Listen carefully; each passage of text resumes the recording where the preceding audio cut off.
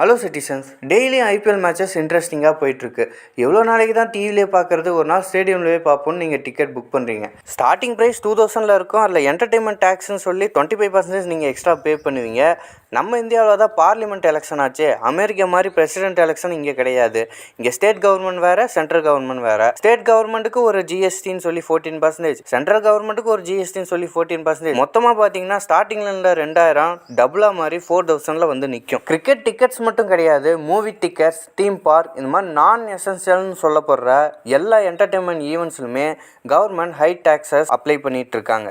இதை பற்றியும் ஓவராலாக இந்தியாவில் ஜிஎஸ்டின்ற பேரில் நம்ம ஏன் இன்டைரக்டாக டேக்ஸ் பே பண்ணுறோன்ற ஃபுல் டீட்டெயில் தான் இந்த வீடியோவில் நான் சொல்ல போகிறேன். ஜிஎஸ்டி தெரியுமா?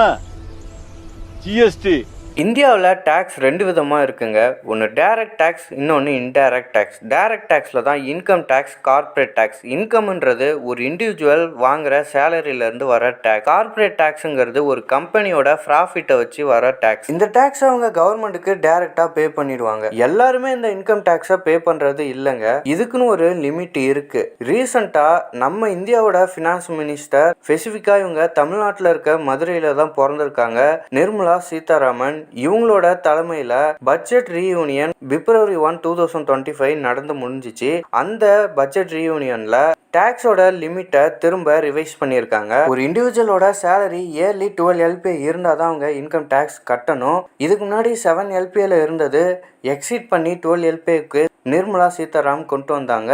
யோசிச்சு பாருங்க, ஒருத்தர் மந்த்லி 1 lakh மேலே சம்பாரிச்சாதான் இன்கம் டேக்ஸ் கட்டணும். கார்பரேட் டேக்ஸ்க்கு இயர்லி டர்ன் ஓவர் 400 crore கீழே இருந்தால் 25% டேக்ஸ் கட்டணும். அதுவே 400 crore மேலே அவங்க டர்ன் ஓவர் பண்ணாங்கன்னா 30% டேக்ஸ் கட்டணும். இதுதான் புதுசாக செட் பண்ண டைரக்ட் டேக்ஸோட லிமிட். அடுத்து இன்டைரக்ட் டேக்ஸை பற்றி பார்க்கறதுக்கு முன்னாடி எதுக்கு இந்த இன்டைரக்ட் டேக்ஸுங்கிறத பார்த்துடலாம். மொத்தமாக இந்த வேர்ல்டில் 8 பில்லியன் பீப்புள் இருக்காங்க. அதில் 1.4 பில்லியன் பீப்புள் இந்தியாவில் மட்டுமே இருக்காங்க. இதில் வெறும் 6 கோடி பீப்புள் தாங்க இன்கம் டேக்ஸ் கட்டுறாங்க. மீதி இருக்கவங்க எல்லாம் அந்த லிமிட்டுக்கு கீழே தான் இருக்காங்க. ஓவராலாக பார்த்தோன்னா நம்ம இந்தியாவோட பாப்புலேஷனில் 5% பாப்புலேஷன் தான் இந்த இன்கம் டேக்ஸ் கட்டிட்டு இருக்காங்க. ஒரு டெவலப்டு கண்ட்ரியில் 50 to 60% population income tax pay பண்ணுறாங்க. ஆனால் நம்ம கண்ட்ரிலேயோ வெறும் 5% பாப்புலேஷன் தான் பே பண்ணுறாங்க. இந்த ரீசனால தான் இன்டைரக்ட் டேக்ஸுக்கு கவர்மெண்ட் மூவ் ஆகியிருக்காங்க. நம்ம பார்த்த ஹை டேக்ஸஸ் எல்லாமே இந்த இன்டைரக்ட் டேக்ஸஸில் தாங்க வருது. நம்ம டெய்லியும் பை பண்ணிட்டு இருக்க ஒவ்வொரு பொருள்லையுமே இந்த இன்டைரக்ட் டேக்ஸ் நமக்கே தெரியாமல் பே பண்ணிட்டாங்க இருக்கோம். இந்த இன்டைரக்ட் டேக்ஸ்ல தான் ஜிஎஸ்டிங்கிறது வருது. அந்த ஜிஎஸ்டி 5%, 12%, 18%, 28%ன்னு டிஃப்ரெண்ட் டைப்ஸாக இருக்குது. நமக்கு டெய்லியும் தேவைப்படுற பை பண்ணிட்டு இருக்க எசென்சியல் ப்ராடக்ட்ஸில் தான் 5% ஜிஎஸ்டி இருக்கும். நமக்கு எசென்சியலாக இல்லாத ஒரு லோ காஸ்டில் இருக்க ப்ராடக்ட்ஸ் எல்லாமே 12% ஜிஎஸ்டியில் இருக்கும். அதே மாதிரி எசென்சியலாக இல்லாத காமனாக யூஸ் பண்ணிட்டு இருக்க கொஞ்சம் ரேட்டும் ஹையாக இருக்கிற ப்ராடக்ட்ஸ் எல்லாமே 18% ஜிஎஸ்டியில் இருக்கும். இதெல்லாம் இல்லாமல் கூட நம்ம வாழலாம். ஆனால் எல்லாரும் காமனாக இதை யூஸ் பண்ணிட்டு இருக்காங்க. கடைசியாக 28% ஜிஎஸ்டி, இதுதான் ரொம்ப ஹை ஜிஎஸ்டின்னு சொல்லி எல்லாரும் சொல்லிட்டு இருக்காங்க. இது வெறும் நான் எசென்சியலாக பார்க்கப்படுற விஷயத்துக்கு மட்டும்தாங்க அப்ளை ஆகுது. ஸ்டார்டிங்கில் பார்த்த கிரிக்கெட் மேட்சும் சரி, மூவி டிக்கெட்டும் சரி, தீம் பார்க்கும் சரி, ஒரு தேவையில்லாத விஷயமா நான் எசென்சியலாக பார்க்கப்பட்டு தான் அதுக்கு இந்த 28% ஜிஎஸ்டியை அப்ளை பண்ணுறாங்க.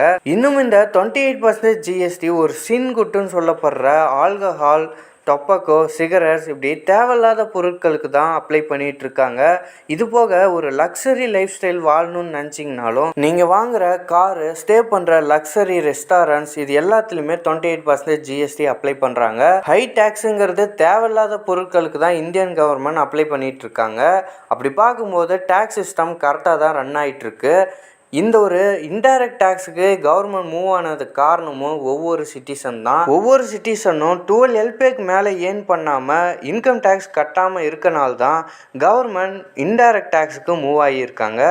கவர்மெண்ட்டுக்கு டெய்லியும் தேவைப்படுற military expenses, infrastructure expenses, health care, education, இது எல்லாத்துக்கும் அவங்களுக்கு டேக்ஸுங்கிற ஒரு இன்கம் தேவைப்படுது. ஓவராலாக இந்தியாவோட டேக்ஸை குறைக்கணும்னா அது ஒவ்வொரு சிட்டிசனோட கையில் தான் இருக்குது. அவங்க டெய்லியும் உழைக்கிற உழைப்பில் தான் இந்தியாவோட வளர்ச்சியே இருக்குங்க.